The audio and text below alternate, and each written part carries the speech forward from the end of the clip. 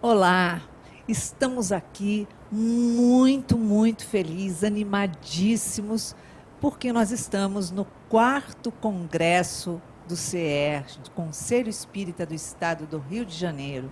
E esse realmente com um tema delicioso, que, claro, a gente não pode deixar de falar da grande homenagem comemorativa, os 150 anos do Céu e Inferno. Kardec soube trazer, assim, cada livro e trazer o romantismo, a profundidade, o conhecimento para que a gente possa melhorar um pouquinho mais. E nós estamos aqui com um amigo entrevistador, aqui dividindo o trabalho com a gente, o Marcelo Uchoa, que é também outro palestrante que fala muito bem.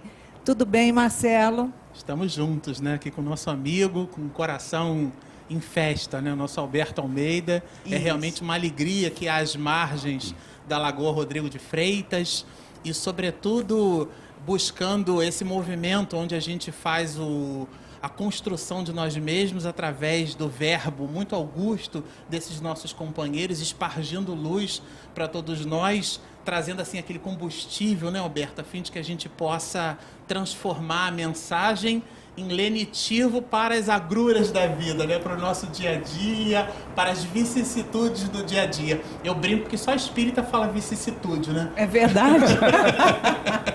É verdade. Então estamos mesmo. muito contentes de estarmos aqui, é uma alegria. É muito bom mesmo. E o Alberto Almeida, que a gente sabe que vem lá de Belém, quentinho, um lugar. E para pegar aqui também um quentinho do Rio de Janeiro, né? Um dia gostoso, à beira da lagoa, como disse o Marcelo.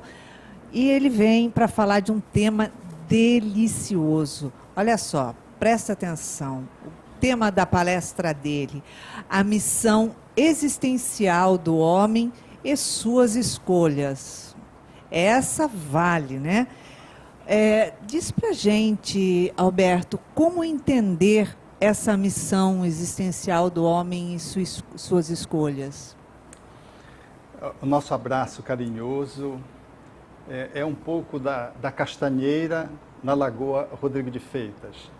A castanheira da castanha, que é muito boa para o coração. Os cardiologistas sugerem que se coma 2 castanhas do Pará por dia. E eu estou aqui representando a castanheira, trazendo uma mensagem para o coração de você que está conectado com o 4º Congresso, está assistindo esse encontro e poder dizer que o Espiritismo faz bem para o coração, sobretudo porque alcança o coração da alma. A proposta da temática, ela envolve efetivamente o olhar para o que nós estamos fazendo aqui existencialmente. E o Espiritismo consegue nos imprimir um olhar profundo, porque o conceito de existência, ele não se circunscreve ao aspecto berço e túmulo. A análise existencial dos existencialistas focaram muito no aspecto materialista, do homem que vai morrer, do homem que é só carne, que é só matéria. O Espiritismo traz uma outra percepção de realidade quando nos fala de que nós somos um ser que estamos existindo no corpo, mas nós transcendemos o corpo. Somos uma alma fazendo uma viagem corpórea, nós não somos um corpo, um ser humano fazendo uma viagem espiritual, o que é inteiramente diferente.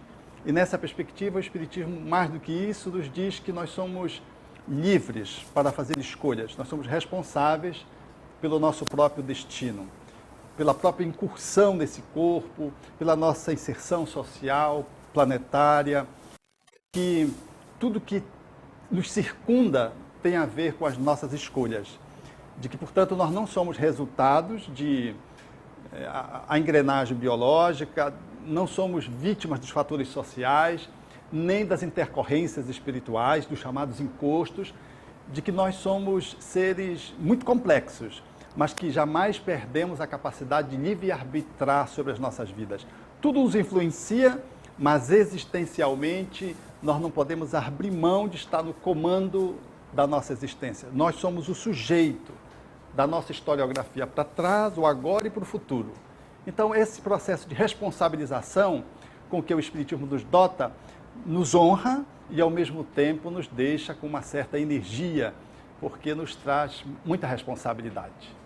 Realmente é profundo, né? Porque a gente vai cada vez mais tendo a consciência, né? da essência e do movimento para a elevação, para a gente crescer, para a gente aprender a compreender a nossa existência aqui, né? Que é muito difícil mesmo. A gente fica patinando. 150 anos a gente ainda patina, né?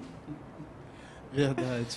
Alberto, a gente destacou uma questão que a nós nos pareceu assim, muito curiosa. No Livro dos Espíritos, na questão 171, na tradução de Guilhom Ribeiro, né, para a língua portuguesa, Kardec pergunta assim, em que se funda o dogma da reencarnação? Usa essa palavra, né, dogma. Depois, no Evangelho, segundo o Espiritismo, no capítulo 20, né, no item 4, de novo a palavra dogma. Mas daí a exortação do livro pede para que nós preguemos. Ele usa a palavra pregação em relação a essa questão do dogma da reencarnação como uma verdade incontestável, fundamental, e a gente queria que você falasse um pouco sobre isso, né? O que seria exatamente o verbo pregar nesse contexto? Seriam as nossas ações? Seríamos nós aqui no Rio de Janeiro visitarmos ali o Largo da Carioca e ficarmos falando em voz alta sobre a realidade do mundo espiritual? Como é que é isso? Efetivamente, a palavra dogma, ela às vezes traz exatamente uma ambiguidade. Porque no sentido teológico, o dogma como algo que não pode ser acessado, enigmático, misterioso, que não pode ser discutido, essa é uma visão, um colorido, uma abordagem interpretativa que não coincide com a abordagem que os espíritos trazem dentro da codificação. Quando eles trazem a palavra dogma dentro desse contexto doutrinário, libertador que o Espiritismo nos oferece, ele nos fala de uma verdade que está posta. A lei da gravidade é um dogma, ou seja, ninguém discute mais porque ela é soberana, ela se impôs por si mesma. Nesse sentido, das verdades que estão postas, das verdades que são inquestionáveis porque já foram questionadas e foram confirmadas, o Espiritismo nos suscita um movimento de atualização dessas verdades enquanto processo de vivência. Tê-la enquanto conhecimento no cérebro, mas poder atualizá-la, trazendo para o coração e poder trazer para as mãos para transformar essas verdades em algo que possa fazer da minha vida uma vida melhor, algo que me possa colocar no entorno e na vivência dessas verdades como algo útil e bom para mim e para a coletividade, é o grande desafio. Porque uma verdade proclamada, ela tem um nível e tem uma abordagem de inserção só. Às vezes só intelectiva, cognitiva, que pode até sensibilizar, mas não... Pode até sensibilizar, mas nem converte. Quanto mais, não nos arrasta. Mas quando a pregação, ela acompanha a ação, nós temos um processo de arrebatamento. Aliás, é isso que diferenciou Jesus daqueles que o antecederam e daqueles que se seguiram. Porque ele tinha uma profunda coerência do que ele falava com aquilo que ele vivia. O Sermão do Monte, quando ele faz a grande conferência, no final, o comentário e ele fala porque tem autoridade. Ou seja, a autoridade daquele que proclama um dogma é experienciá-la através do verbo da ação. Por isso que se diz que Jesus não é um substantivo, é um verbo. Porque o que caracterizou Jesus foi efetivamente a conduta. E o Espiritismo se alinha muito com essa percepção quando propõe que ninguém se liberta que não seja pela caridade. Ou seja, a caridade é o móvel, não a caridade esmola, a caridade que nos embute numa relação de amorosidade aonde eu estiver e com quem eu estiver. Então a fala deve ilustrar a minha ação. A boca, ela deve trazer contornos de uma realidade que deve ser demonstrada, vivenciada, sob pena de a fala ser apenas palavras que ecoam, às vezes nem sensibilizam, mas se sensibilizam, não converte. E se converte, não arrastam. Realmente É brincadeira. É uma alegria, né, poder estar aqui, né? É isso aí. Lendo os romances espíritas, sobretudo as obras de André Luiz, trazidas, né, pela psicografia de Chico Xavier, nós vemos muitos espíritos, os mentores, né, planejando as existências, as novas reencarnações. E num exame assim mais profundo, a gente começa a pensar que isso poderia passar a impressão que todos nós podemos programar a nossa reencarnação. E dessa maneira nós sabemos que a reencarnação ela segue a lei, né? E esse trabalho, na verdade, de planejamento reencarnatório e de reencarnação, nós podemos trazer a reencarnação compulsória.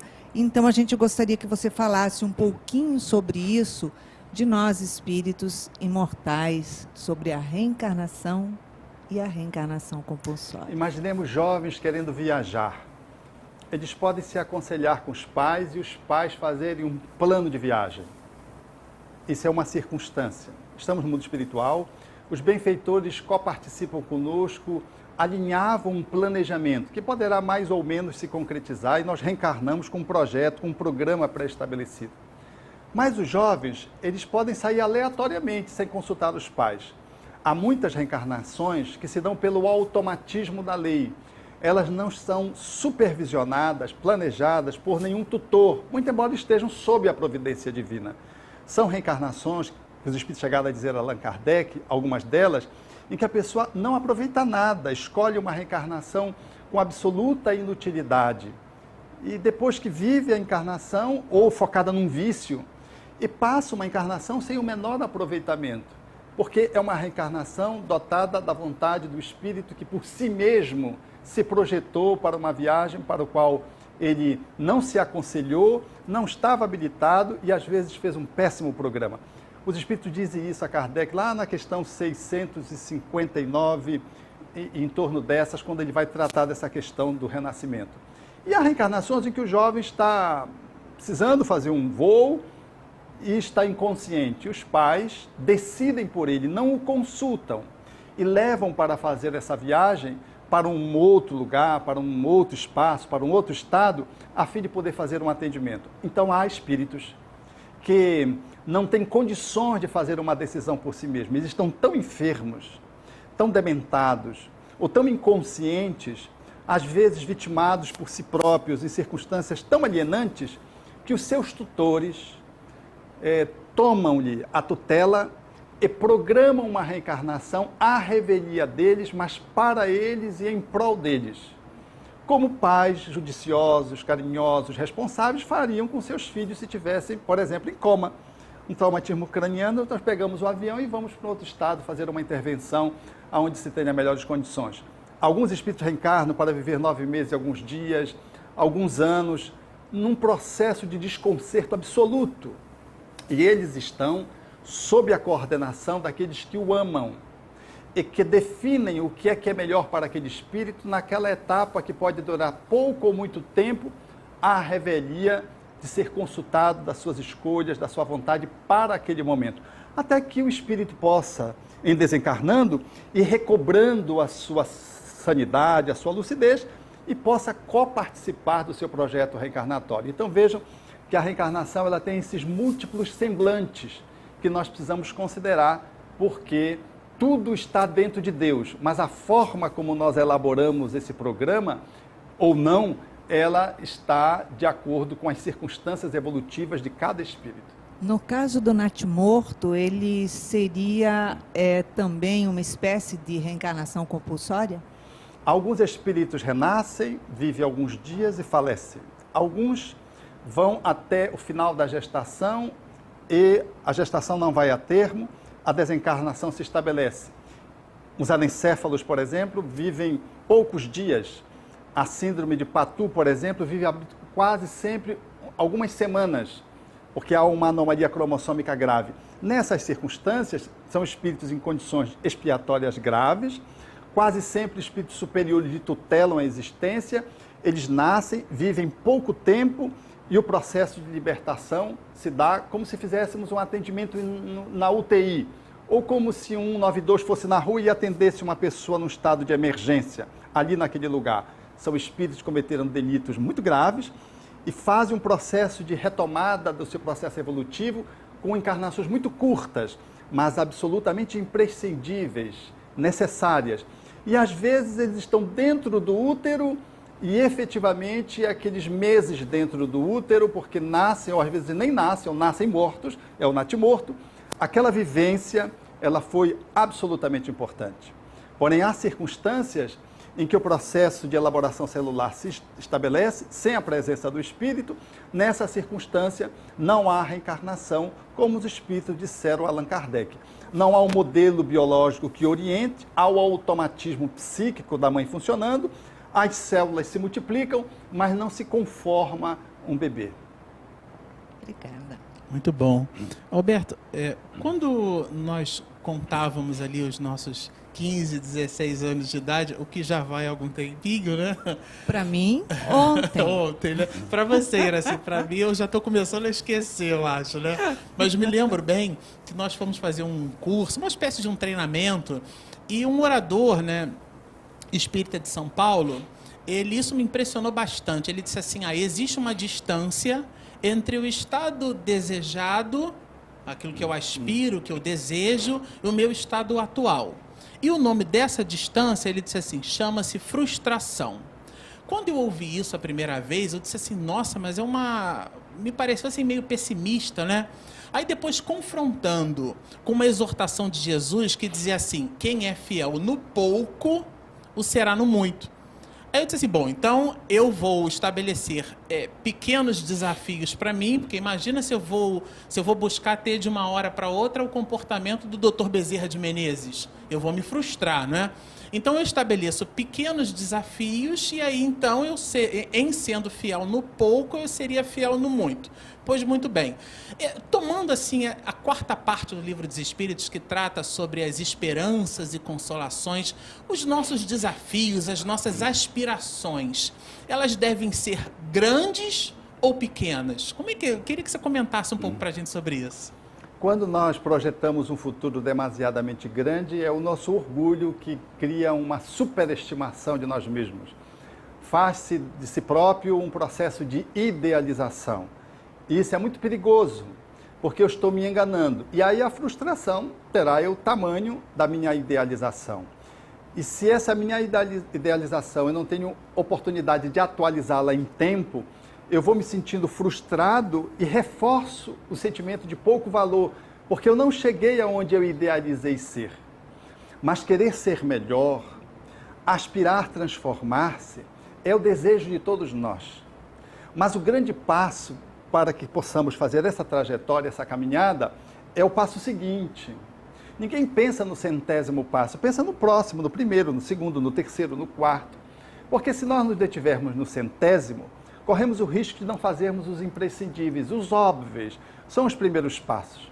Uma semente que pensasse em ser árvore adulta, sem passar pela insementação, pela germinação, sem pelo processo de crescimento, ela jamais conseguiria oferecer flores, muito menos frutos. Então, quando a gente está dominado pelo orgulho, dominado pelo processo da vaidade, nós acostumamos a nos criar projetos que não fazem parte da nossa realidade espiritual.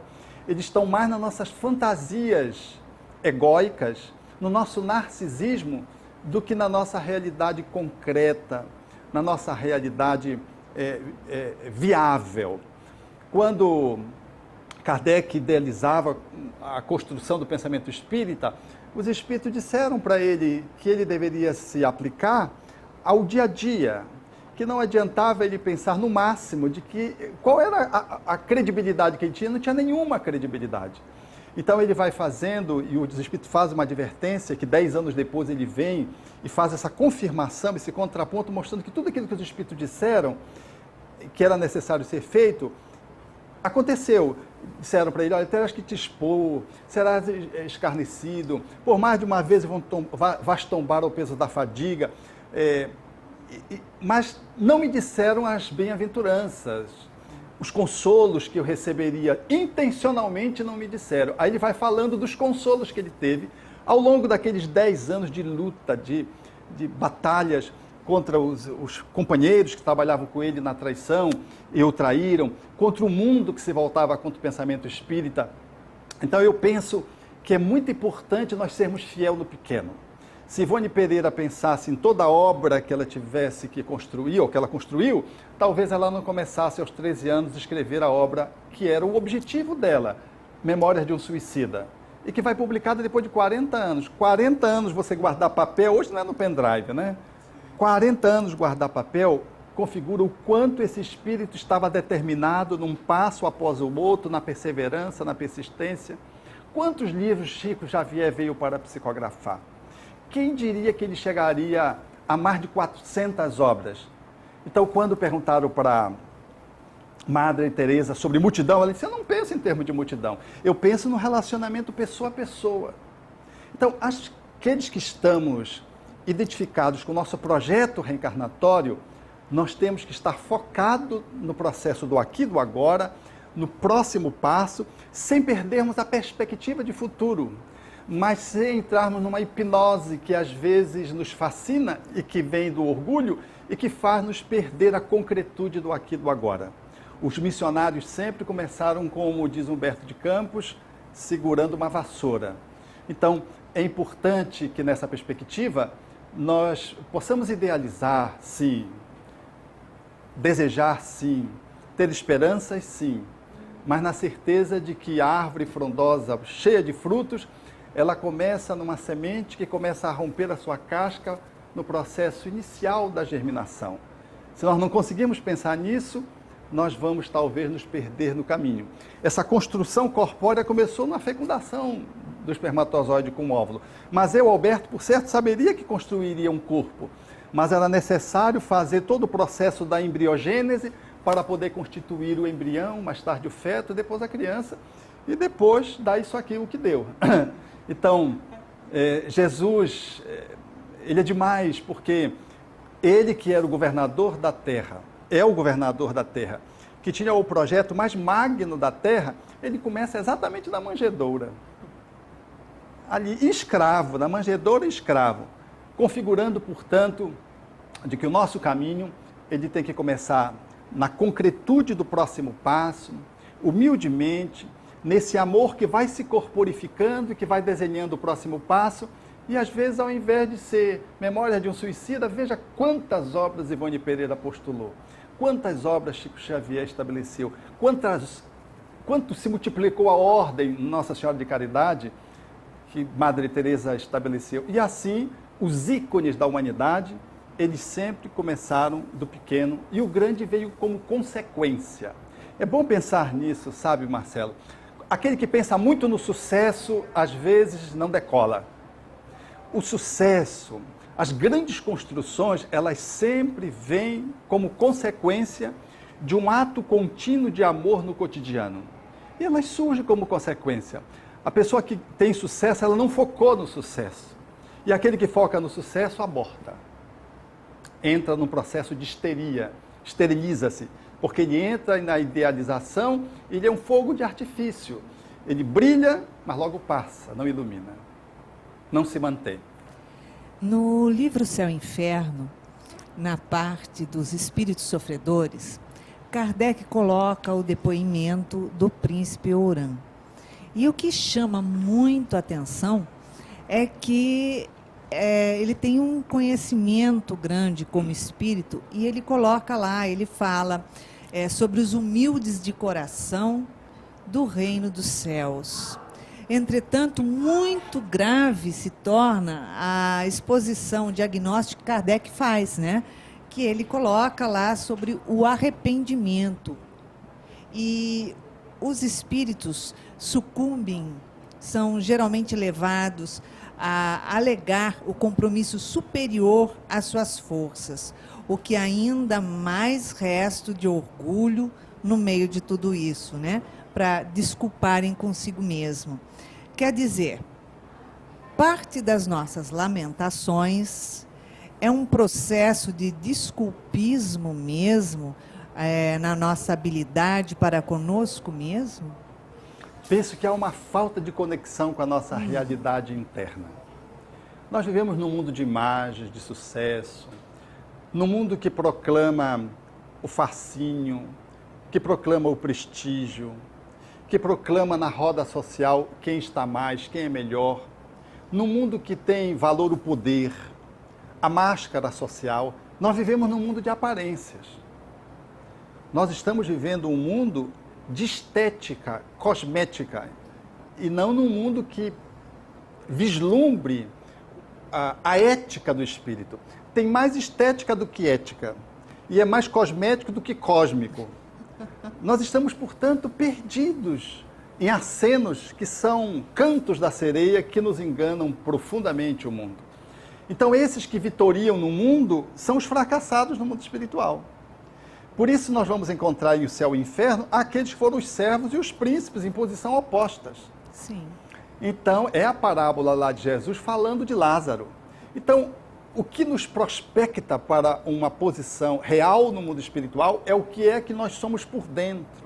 Ainda que tenhamos uma plástica corpórea feia, de acordo com a cultura do lugar onde estamos inseridos, ainda que não tenhamos os diplomas pregados nas paredes, ainda que não tenhamos o prestígio popular numa sociedade que preconiza valor àqueles que são os mais importantes economicamente, politicamente, pelo prestígio que tem naquela sociedade, se estamos dentro de um bom caminho do bem, nós estamos assegurando a nossa posição futura. E quase sempre acontecerá, como está em o Evangelho segundo o Espiritismo, da princesa buscar a ajuda da serva, porque a serva estava se sobrepondo a ela evolutivamente. Porque quer coisa mais difícil do que ter poder para se poder prospectar espiritualmente? Quem é que consegue ser humilde sendo incensado por tudo e por todos? Qual é a pessoa que nasce no Palácio de Buckingham, por exemplo, e que tem toda uma cultura de enaltecimento e de culto a uma imagem da realeza? Quem é que consegue ali fazer uma revolução interna? Precisa ser uma princesa Diana, para sair e revolucionar a própria cultura e chamar a atenção do mundo e da própria realeza. E ela se sobrepõe aos reais, porque ela era efetivamente um espírito que assumiu uma posição diferenciada dentro daquele contexto cultural. Então eu penso que quando Kardec coloca dos espíritos arrependidos no mundo, o céu e o inferno, ele chama-nos a atenção para que a gente se ancore na nossa realidade, que a gente empreste menos importância para a aparência e caminhe para a essência, que a gente valorize o econômico, o dinheiro, as coisas como meio e não como fim, de que não percamos o sentido do foco principal, de que se desencarnássemos hoje, como é que estaríamos? Do que valeria os nossos títulos, as nossas posições sociais, a nossa beleza física, do que valeria o nosso patrimônio? Quase sempre se transforma em manicômio quando a gente desencarna, porque a gente está preso naquilo. Então, pensar de que nós estamos trabalhando a nossa alma, vivendo cada dia como se fosse o primeiro e o último ao mesmo tempo, simbolicamente falando, e podermos valorizar a vida nesse sentido integral de ser espírito reencarnado e não um homem de sucesso, portanto, ser um espírito que tem felicidade, mas necessariamente não tem sucesso, porque essas duas coisas não caminham juntos necessariamente, mas alguém que às vezes está na periferia, é pobre, vive singelamente, mas que você, ao se aproximar, você tem vontade de vergar-se diante daquela pessoa, que cuida dos seus filhos, de uma condição pequena, econômica, mas que dá limites, norteia pensamentos positivos, virtudes, faz a honestidade, cultua a oração. Aquela pessoa, você tem vergonha, às vezes, de se colocar ao lado dela, porque ela é grande, mas ela está na periferia. Ela é quase um zero social. Esse olhar que o Espiritismo nos chama a atenção, talvez nos acorde para que possamos nos arrepender antes de desencarnar. Porque é duro desencarnar e perceber que nós caminhamos movidos por ilusões. Então, essas lamentações seriam a falta do autoconhecimento. Efetivamente, as nossas lamentações eu me perdi de mim mesmo. Ainda há 15 dias atrás, o Espírito disse na nossa instituição para uma amiga muito querida, no anseio de avançar, ele disse para ela pela psicografia: minha filha, você não precisa dar 7 voltas ao mundo. Passeie por dentro de você mesma. Entre nos corredores da sua alma. E foi falando poeticamente, mas numa mensagem plenamente espiritista. Quando nós nos perdemos de nós mesmos, ganhamos o mundo. Mas como diria Jesus, hoje Deus vai querer a tua alma. Do que adiantou tu acumulares no celeiro toda a tua riqueza e dizeres para a tua alma: agora come, goza, se hoje a tua alma será devolvida ao Criador. Então, é nós estarmos caminhando na certeza de que, se desencarnarmos hoje, teremos feito o máximo que estava ao nosso alcance. E se não, continuaremos a nossa caminhada, sem deixarmos nos seduzir pela hipnose do sensório e pela uma cidade que fomenta a matéria, a aparência, a imagem, a ilusão. A ilusão. Uma maravilha. Alberto, quando você comentava conosco, né, produzia essas reflexões profundas, porque eu vou ficar semanas aqui digerindo algumas dessas colocações, né? Vai profundamente nisso. Justamente sobre essas questões relacionadas ao sucesso, e citou a nossa Ivone do Amaral Pereira, né? A gente se recorda que ela levou mais de 30 anos para conseguir publicar a mensagem do nosso Camilo Castelo Branco, né, sobre as questões do suicídio.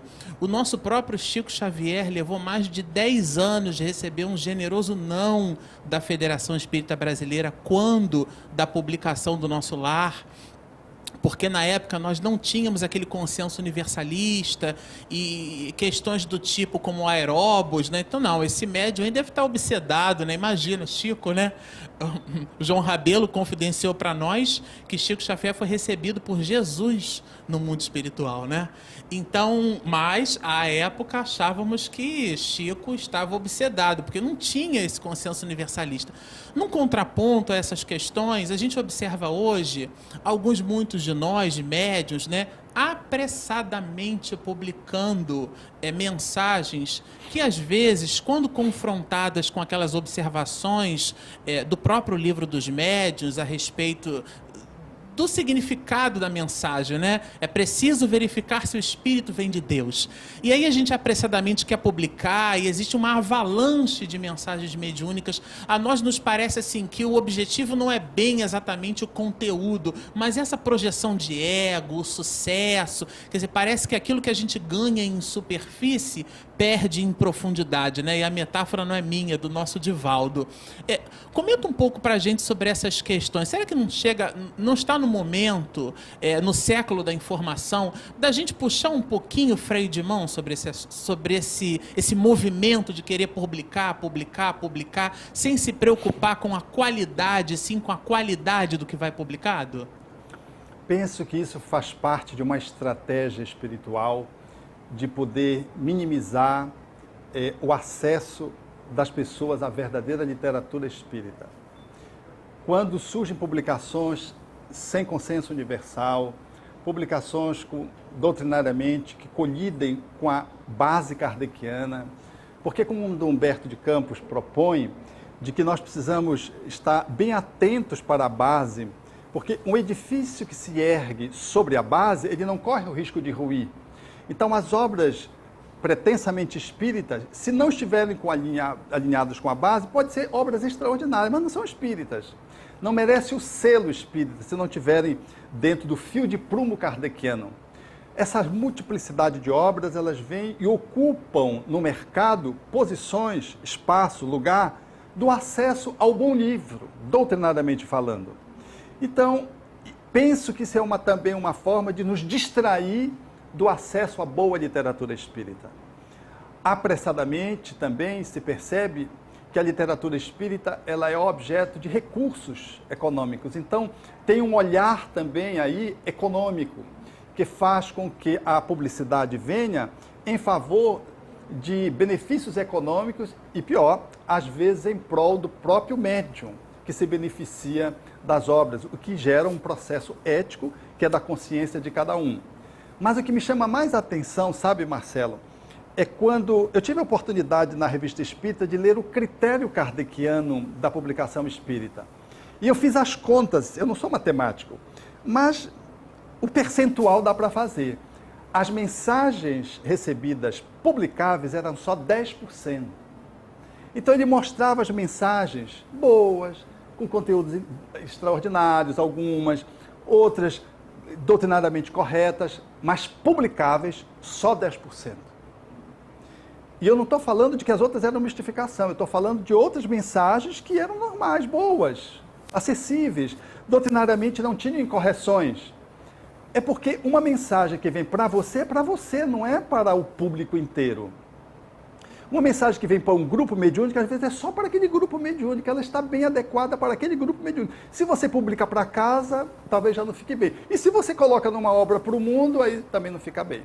E há mensagens que está aí nesses 10%, que ela está dirigida à humanidade. Ela merece ser editada, ela merece ser publicada, mas nós não temos esse critério. Então a gente pega, por exemplo, uma mensagem de Chico, não chore. Puxa, mas como é que você vê aquela mensagem ali, aquela frase, seca, não chore? Mas aquela frase, ela foi dita a uma pessoa especificamente.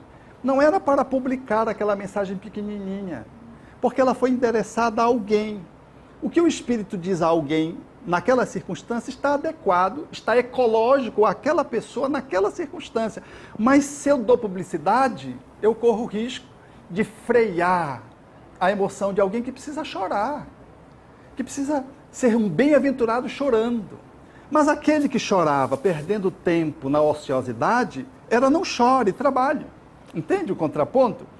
Então eu penso que hoje nós precisaríamos ter um melhor critério de análise na publicação do conhecimento espírita. E deveríamos fazer uma melhor seleção. E deveríamos nos valer de companheiros que poderiam nos auxiliar nessa análise. Porque a pessoa publica a obra e depois ela pede opinião. Ela já está publicado. Do que vale a opinião depois, né? Então, esse critério, esse bom senso, e esse critério kardeciano dos 10%, posto em A Revista Espírita, talvez nós pudéssemos reavaliar e atualizá-lo nos dias de hoje, quando há uma enxurrada de livros que às vezes não são livros antidoutrinários, alguns são absolutamente colidem com as informações kardecianas e com aquelas que estão assentadas como obras que são os clássicos do Espiritismo e as obras subsidiárias que desenvolvem o pensamento kardeciano, algumas colidem frontalmente, mas outras que não, que estão também sem esse processo de colisão, sem essa contradição, elas são obras que talvez fosse apenas para um grupo, para ler no grupo da instituição, mas não mereceria uma publicação. E quando a gente usa esse critério, talvez nós faríamos uma divulgação mais seletiva, mais adequada, e não daríamos carne a uma criança que precisa de leite. Foi fundo agora, né? Nós já estamos chegando aqui ao final, né, da nossa entrevista com o nosso amigo querido aqui, Alberto Almeida, e a gente te convida para as considerações finais da nossa entrevista. Eu queria convidar você que está conectado conosco a juntos cerrarmos fileiras para fazermos o grande exército sem quartel daqueles que ousam serem melhores. Não é melhores que os outros, melhores cada um em relação a si próprios. De que possamos usar essa doutrina formosa, que é uma ciência de consequências filosóficas que nos trouxe Jesus de volta, para que pudéssemos não perder a esperança e pudéssemos viver o amor na medida das nossas forças, para nos transformar.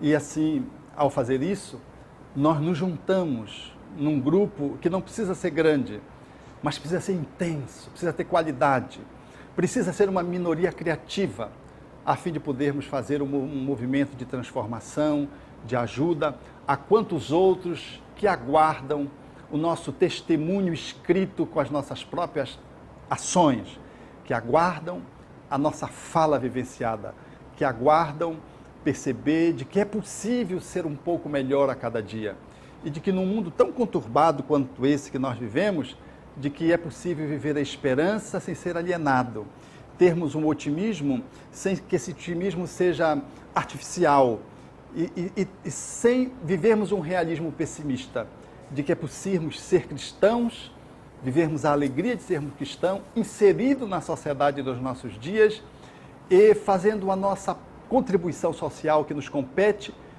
que passa necessariamente pelaquilo que conseguimos fazer conosco mesmo. Eu convido você para juntos nós fazermos essa onda de amor lúcido, que se chama caridade, que o Espiritismo nos propõe, e sigamos juntos, porque o mundo, ele aguarda que possamos fazer sem demora aquilo que só eu e tu podemos fazer, que é cada um se transformar. Vamos juntos. Obrigado, Alberto. Obrigado muito mesmo pelas suas palavras, que vêm realmente nos auxiliar a caminhar com mais consciência. E a gente vai continuar aqui, né, Marcelo? Nessa ativa que tem muito mais pela frente ainda, né? Verdade, verdade. Obrigada.